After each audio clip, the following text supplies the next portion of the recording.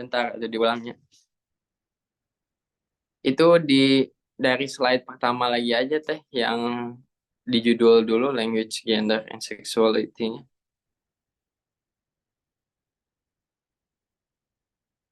Nah, Assalamualaikum warahmatullahi wabarakatuh. Hello everyone, how are you today? I hope all of you in good condition. Okay guys, in this time, my group, we will present, salah guys, sorry. We will present. Assalamualaikum warahmatullahi wabarakatuh. Hello guys, how are you today? I hope all of you in good condition. Okay, in this time, my group, we will presentation about language, gender, and sexuality. And for the first time, let me introduce our group. Next slide, please. The first, there is Iqbal Syaeful, Rohayani, Syalma septia putri, and me, Muhammad Athhar zakyyan qinthata, and the last is Sofi santana. All right. For the first material, will be present by Syalma. Syalma, time is yours. Okay, thank you to the moderator. Here I will explain about the concept of the topic. Next slide, please.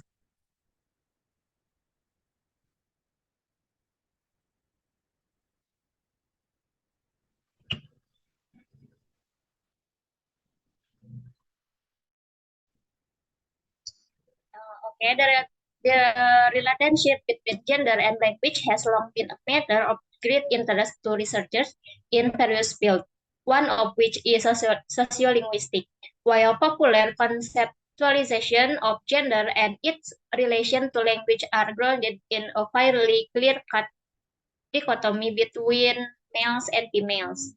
Decades of scholarship on language and gender, and indeed gender more generally, has revealed that the reality is much more complex, and that not only is there no simple division between women's language use and men's, but even the division of people into two clear-cut sex or gender groups is a drastic oversimplification. Next slide, please.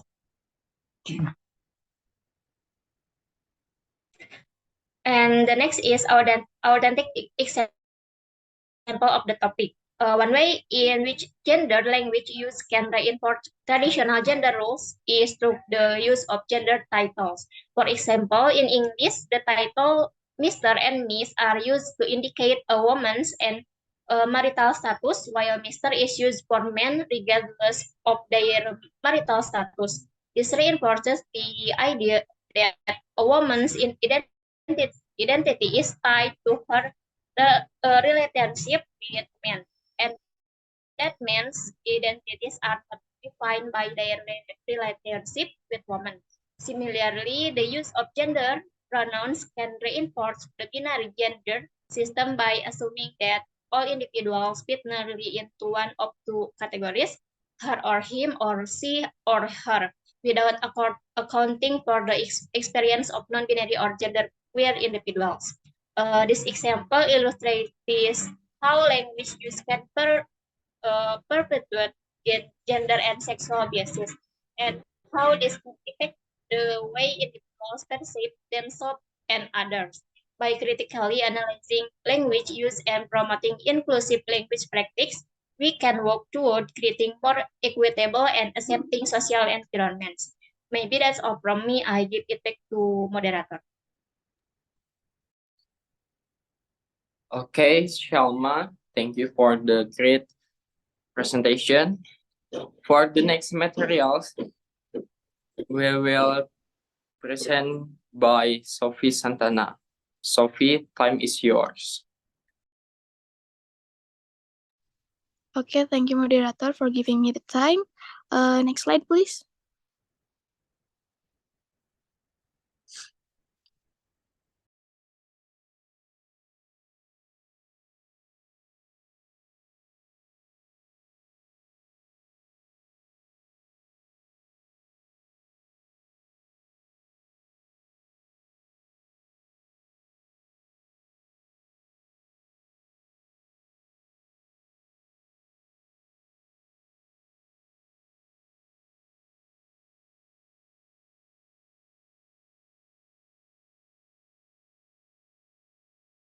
Sorry, Sofi, you haven't.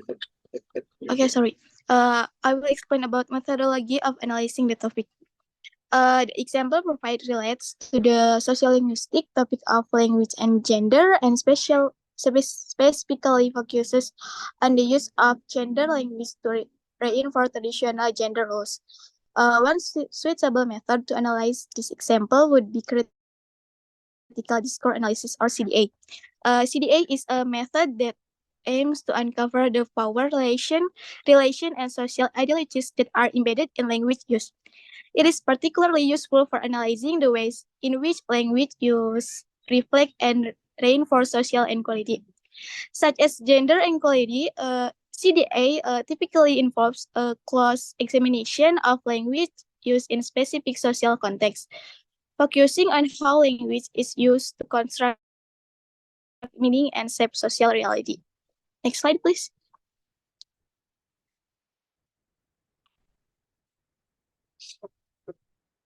And next, rationale for choosing the topic. By using CDA method, research could uncover the social ideologies that are embedded in language use and contribute to a deeper understanding of how language reinforces and perpetuates social inequality. CDA is a suitable method for analyzing the example provided because it focuses on language as a tool for constructing and reinforcing social reality, which is a central concern of sociolinguistics. Maybe that's enough for me. I'll keep it back to moderator.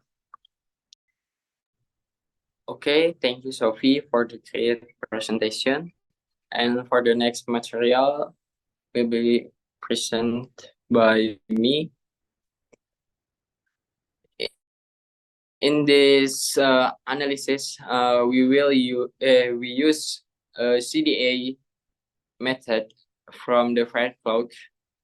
Fairclough says three-dimensional framework of critical discourse analysis. And for the first, text level analysis. At the text level, you could analyze the specific language choice used in the job advertisement. For example, you could examine whether the advertisement uses gender language to describe the job with or qualification. You could also look at the use of gender pronouns or titles. For the example, he instead of the they, or Mrs. instead of Mr. X, to see if they reinforce traditional gender roles. And for the second, discourse practice level analysis. You could examine the broader discourse practice that contribute to the use of gender language in job advertisement. For example, you could analyze the historical and cultural context of the gender language in job advertisement to see how it reflects broader gender norms and expectations. You could also look at the way in which employers use gender language to signal the type of candidate they are looking for and how that may affect who is hired. And the last is sociocultural level analysis. The broader social and cultural context in which the job advertisement is produced and consumed language. You could also examine the ways in which job seekers interpret and respond to gender language in job advertisement and how that affect their decision about whether to apply for the job. Maybe enough from me. And for the next material will be present by Rohayani. Rohayani, time is yours.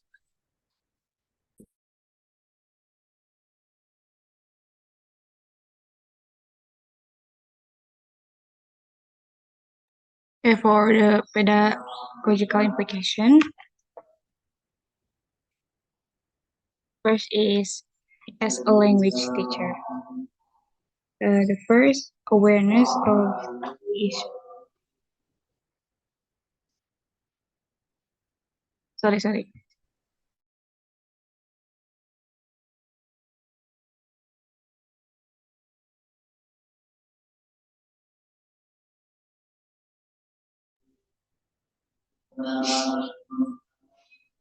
Let me try again. For the pedagogical implication as a language teacher. The first one is awareness of the issue. Language teacher need to be aware of the gender and sexual biases that are present in language use and understand how they can influence their students' learning experience. Second, inclusive language. Teacher can model and promote the use of inclusive language, which acknowledges and respects the diversity of gender and sexual identities. And this can involve avoiding gender pronouns and using more neutral language where possible. Third, critical analysis of language use. Teachers can encourage their students to critically analyze the language they encounter in textbooks, media, and other sources, and to question the assumptions and biases that may be present. The last, safe and supportive environment. Language teachers can create a safe and supportive learning environment where students feel comfortable expressing their gender and sexual identities and discussing related issues. Next is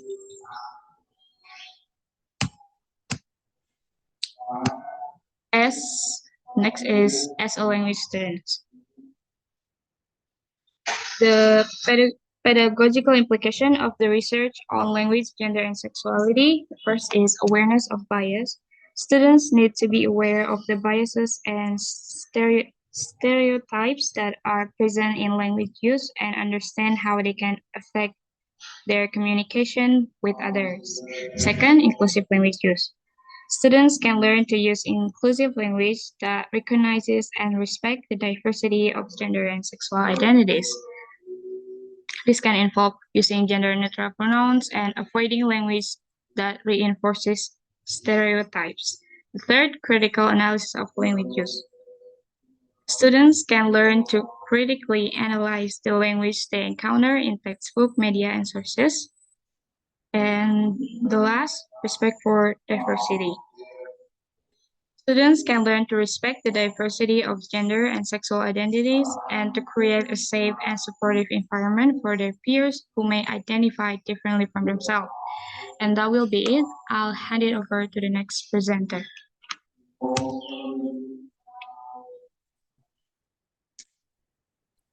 All right, a second, please. Well, thank you for the opportunity. So I wish my voice sound clear here, and then I will try to continue the topic about pedagogical implication about the last point, that is wider social context. As you can see here, there are 4 points, such as promoting social justice, empowering marginalized groups, and then encouraging critical thinking, and the last is fostering intercultural competence. So let's start from the first point, that is promoting social justice. Right, teachers can use their knowledge of language, gender, and sexuality to promote social justice and equality in the classroom and communities.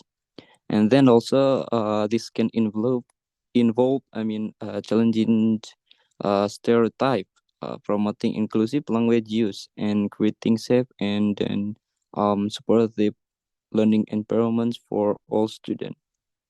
So let's move to the second point, that is improving marginalized groups. Students from marginalized gender and sexual identities can be empowered through the use of inclusive language and the creation of safe space where they can express themselves freely.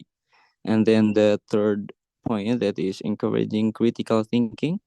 The critical analysis of language use can encourage students to think critically about other form of social inequality and discrimination, and then to become more socially conscious and active. And then the last point, that is fostering intercultural competence, and an understanding of language, gender, and sexuality can help students develop in cultural competence, and then an appreciation for cultural diversity. This can promote respect, tolerance, and then understanding across different culture and communities. All right, everyone, that's all I got. So thank you for your great attention.